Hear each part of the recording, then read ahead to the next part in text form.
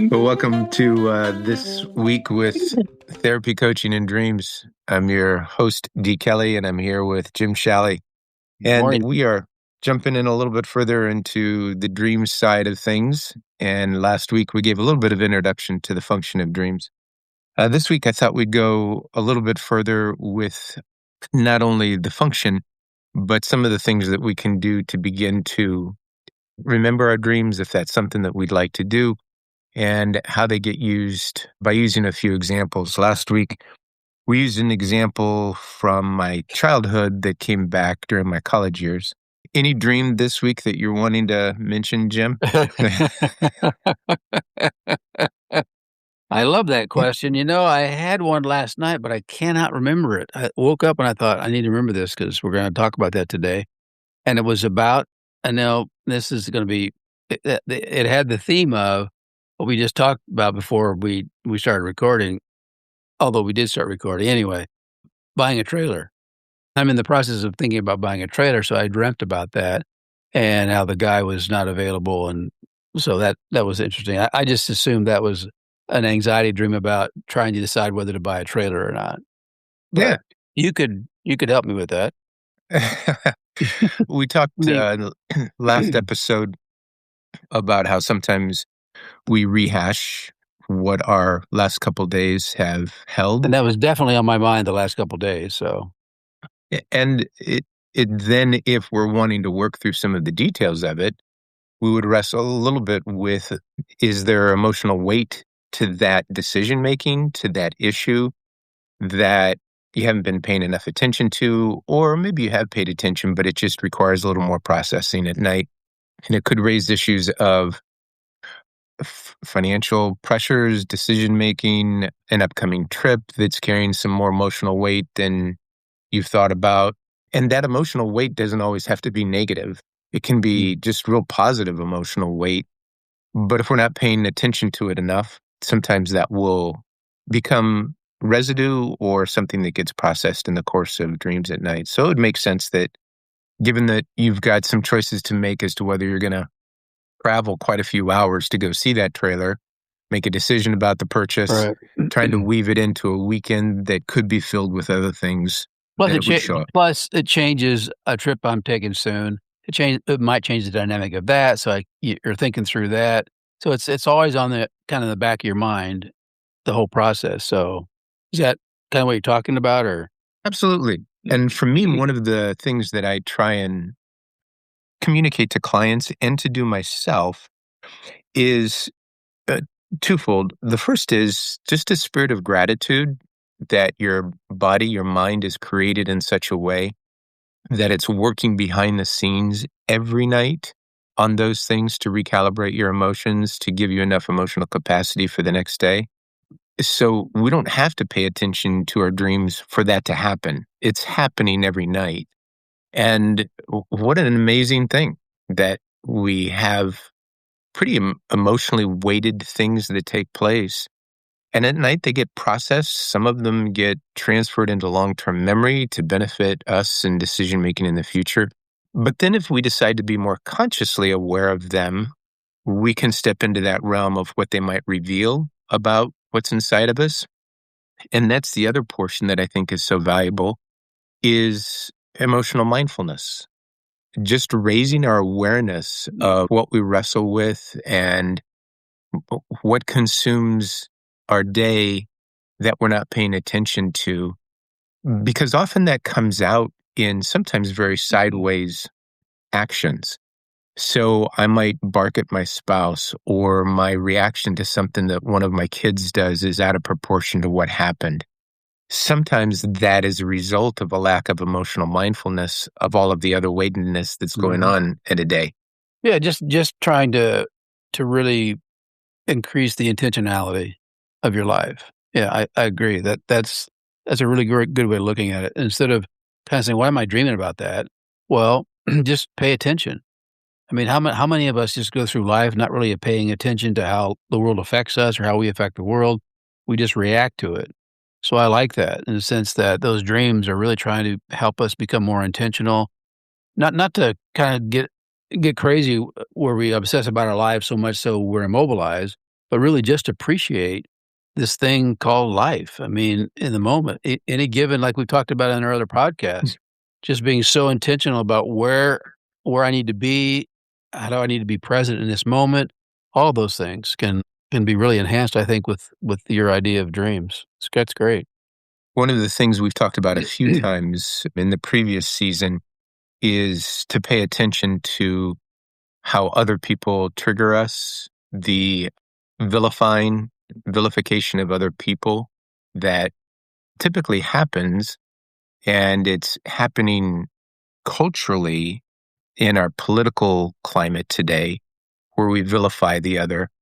And one of the things that we encourage is to ask, so what is it inside of us that mirrors what we're vilifying in the other person? Mhm. And dreams have a way of bringing that to the surface so that when we have an emotional reaction to a family member that's way out of proportion to Mm. what actually happened, the question, if we have the consciousness, the wherewithal to do this, is to say, wow, where did that come from? What have I not been paying attention to in my emotional life that needs attention so that I don't take it out on my dog? I don't take it out on a Absolutely. family Yep. member or a friend. And Yep. that's part of what is, I think, a calling to enjoy life more, is to just move the unconscious stuff into a conscious space so that we can Well, be and some fully yeah, some present. right, some would say that's the goal of life, is to make the unconscious conscious, and there's lots of opportunities for that to happen, Right, that's the uh, truth. as opposed to just simply, "Well, they just made me mad, so yeah, they just made me mad." Okay, well, that's great. Yeah. See And you let's next make the week. yeah, and let's make them mad back. Yeah, Yeah, that, and that cycle is mm, horrible. it is, I vilify someone else, they vilify me, or they vilify another person. I and remember an old routine. social Yeah, media has brought that out really yeah. Go yeah. ahead. I remember a skit from years ago where the boss takes it out on an employee takes it out on their spouse, the spouse takes it out on a child, the child takes it out on a younger sibling, and the sibling kicks the cat.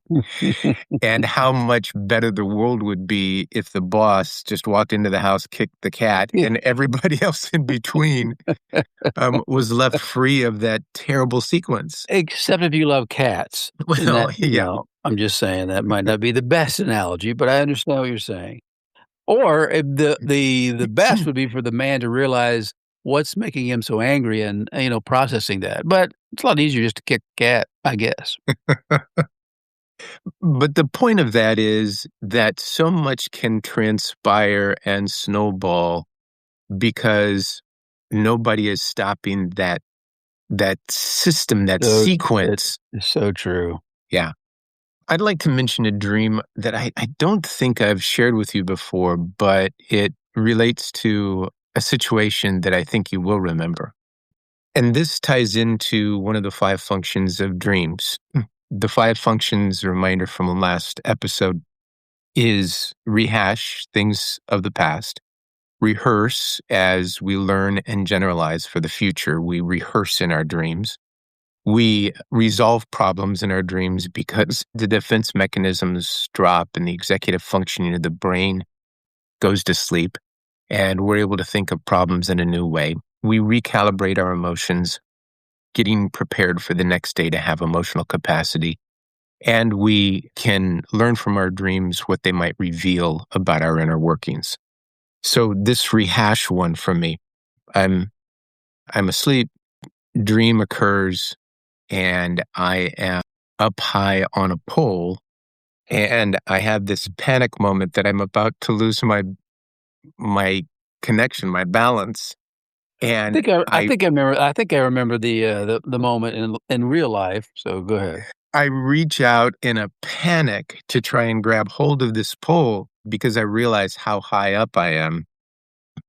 And in this panic that I'm about to fall, I grab hold and I wake up gasping for breath. And I realize I'm safe. I'm in bed. I happened that particular night to be visiting my grandmother in Kansas City. And so I was in the guest bedroom. I go back to sleep. Seriously, no more than about 10, 15 minutes passed. The dream repeats itself. I wake up in this panic trying to grab onto the pole that I was trying to climb with pole climbers, and in a panic that I was going to fall. I'm not kidding, Jim. In the course of the night, I woke up in a panic at least 5, but maybe as many as 7 times as this dream just kept repeating. Was this actually after the event? This was the night after the event. Okay. So, for those of you Are you who gonna share the event? would you like to share it or would you like me No, to? I think it's your event. So, I mean, I was the impetus of the event, but you took the event to the next level, let's say. Yeah. So Mm. this event that happened on the day before these dreams processed rehashed the emotional weight of the day. You, Jim, had asked me to come out. I was living in Michigan at the time and help you paint a 100-foot wooden pole. Let me repeat that, a 100-foot wooden pole. And you had That borrowed was some. used as an antenna for a radio station at the place I was going to school that no longer is there, but anyway. Yep, yep. And you had borrowed some pole climbers. Yes, Well, I had. were they tree climbers or pole climbers? I'm not sure Well, what. they're climbers for telephone poles, Yeah. but you can also climb a tree and, cut trees out and stuff with them if you want. But they're usually designed for a telephone pole, climbers that people don't do much anymore, so. And how much experience had either one of us had using pole Uh, climbers? I think I think I'd actually rented them, and I had walked around the neighborhood of where I was living, going up and down trees about 3 or 4 feet off the ground. So Yeah. that was the extent of my training on these pole climbers. Yeah. So, yeah, not much. To And your cr you probably hadn't had any training. that that's And very I true. put the word training in quotes. So, So to make a long story short, there was a point in time in this afternoon where we were trying to paint this pole where I was up near the top, about 90 feet up, and a bucket of paint was in between my legs as I was trying to paint this pole. And I heard a little click sound, and I looked down to see that the bucket of paint had come unhatched out of my belt hooks. And I watched it as it hit the ground and splattered all over the building, the wall of the building right beside it. You were in absolute laughter, rolling on the ground at what had taken place. because And it I was splattered all over this bush, all over the side of this yep, brick building. silver paint. I remember that very well. And I normally would laugh, except my belt that held me in place was in the same hooks that somehow the paint bucket had come out of. And all I could think of was what happens if my belt comes out of that loop and all of a sudden the nerves just started going. By this time, it was kind of growing, that emotional anxiety. And I think maybe I had painted the top 30 feet of this antenna. You you used definitely there was a metal antenna at the top, right? Oh my goodness, yeah. And then you had to but yeah, you got the top third done, and I think we did the bottom third. So we had like a pickup stick, those old fashioned pickup sticks Yep, where yep, the tips were painted, but the middle section wasn't. yep. Yeah. You did And great. Uh, I was in a panic and I needed to come down, and neither one of us wanted to go back. And then we went, I don't know, we had dinner, we laughed, we had a good time. That night, 5 to 7 times, I was awakened by this dream in a man, panic. I don't think you ever told me that. Yeah. That's And crazy. it was the definition of rehashing an emotional event that carried more emotional weight than I had acknowledged. Certainly, I hadn't acknowledged it to you, but I hadn't even acknowledged it to myself. No, I mean, it was crazy. I mean, I was down watching you. It was insane to watch you do it, and then to find out how you unhooked to get around the thing and all that. It's like what? And then of course, I spent a lot of time putting dirt on the side of the building to try to get the paint off of it, and thankfully, we got most of it off. So no, Yeah. that's That's a I can understand why you had those dreams. Yeah, yeah. Mm. But I But think it your point being, you underestimated the impact of those moments. absolutely, Yep. 100%. And I think it has been a reminder to me through my entire journey of looking at dreams is that that is our typical tendency, is that we underestimate the emotional weight of events, or we don't have time to Or we process it, or we don't know how. sometimes we overestimate, and so then I'm wondering if that helps the processing to overestimate the I don't know, that's an interesting thought I just had in the sense that if people ruminate a lot and worry a lot, how their dreams play out when it comes to an event that maybe wasn't as traumatic as they felt like it was. Right, right. Like the minimizers and the maximizers. Wonder how that affects the processing of dreams, yeah. I don't Great how point. That'd be a good research mm, project. I I think that I would never make a comparison between what I did and those who struggle with the very difficult PTSD symptoms. absolutely, right. That's Or even I mean, that's why they they have first responders mm, wanna process and talk to counselors or whatever right. so they don't minimize it. Yeah. Yeah.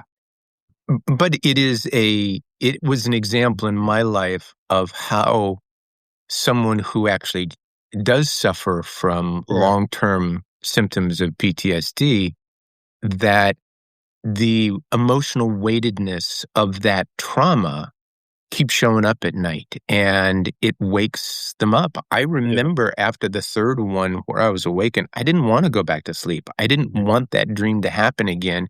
Even though I knew I was safe in bed, the emotional Mhm. reaction was so dramatic that after So you trying to can keep myself awake, I finally said, I got to go to sleep again. I got to get some rest tonight. And it processed. The dream never came back that I remember. So dreams did their work by allowing some of that emotional weight to get spent in the middle of the night. Pretty so powerful you can for im me. so you can imagine people that have been in really traumatic situations, how yeah, they wouldn't wanna go to sleep. I'm gonna relive that.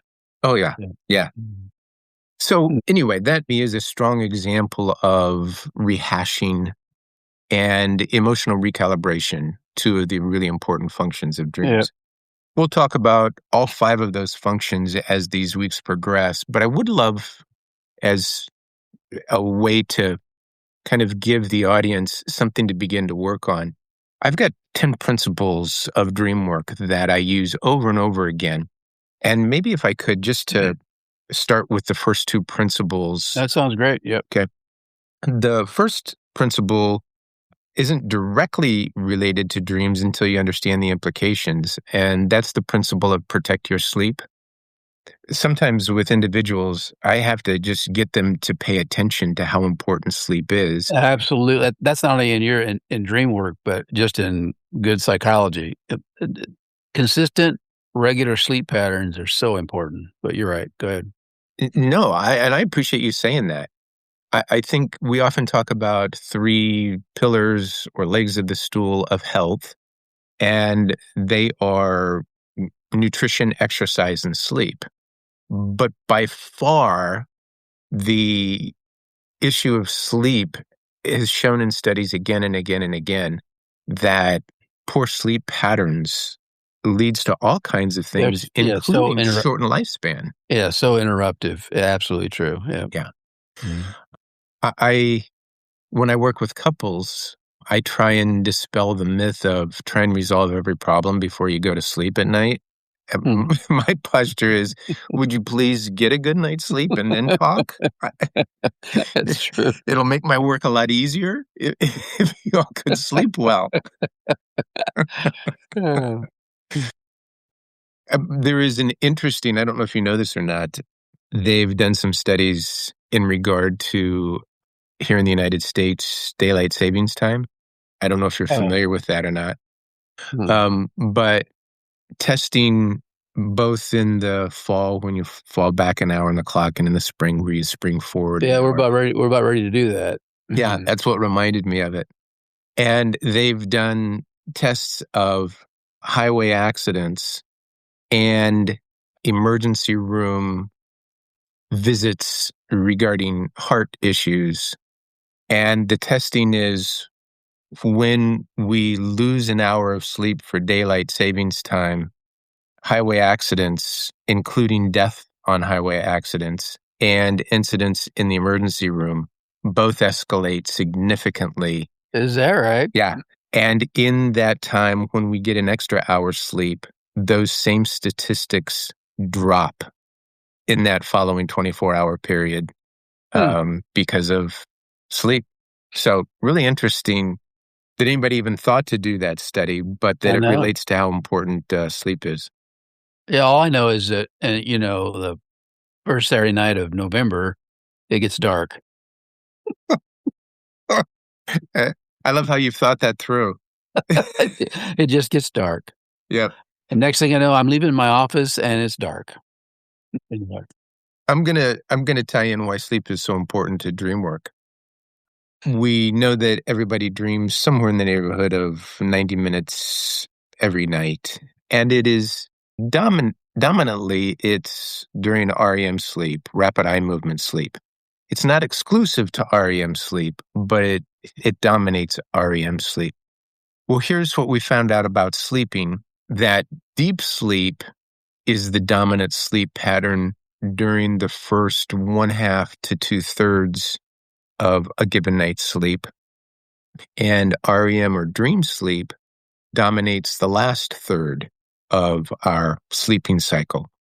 So it doesn't matter if we're cutting short the first hour of sleep or the last hour of sleep. The body only knows that I'm only getting 6 hours instead of 8 hours or whatever my sleep Oh, pattern is. that's interesting.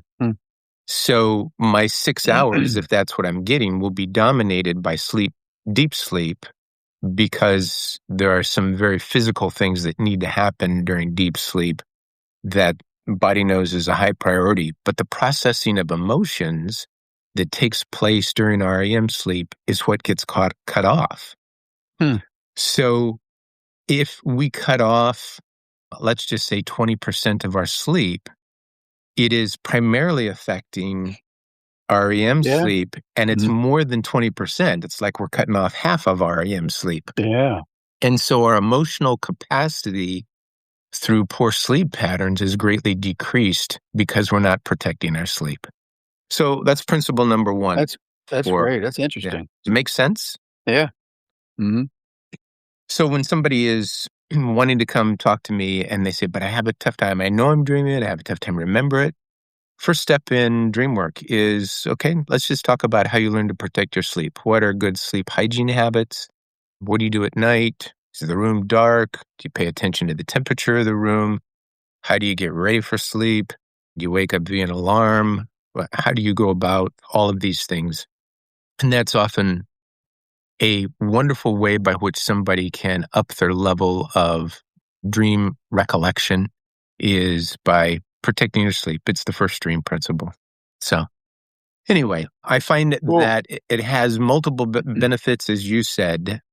I had somebody who has stayed in contact work with on her dreams, but the dramatic change in her life came less through deep analysis of her dreams than it came from our first session where we talked about how important sleep is.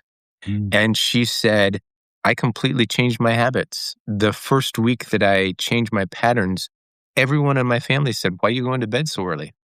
And she said, I'm kind of running an experiment for myself because I don't think I'm getting enough sleep. And the family system had to adjust around her going to bed at Mm. 9:30 instead of 11:30.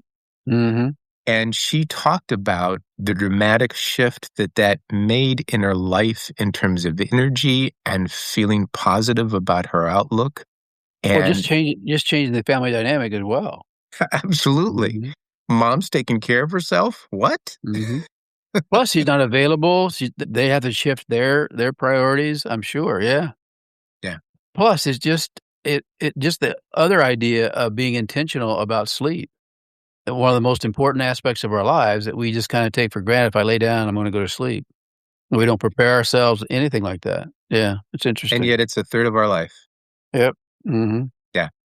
That's probably a good place to stop. Thanks for entertain my ruminations No, that's on dreams great. and sleep. I'm learning some stuff, so that's cool. It's great. Good. Thanks, Jim. Good to be Yep. with you. Good to be with you.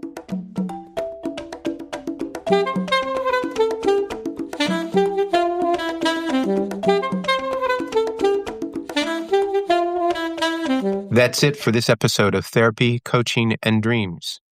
If you're enjoying the podcast, we'd love for you to follow, rate, or share it with someone who might appreciate it as well.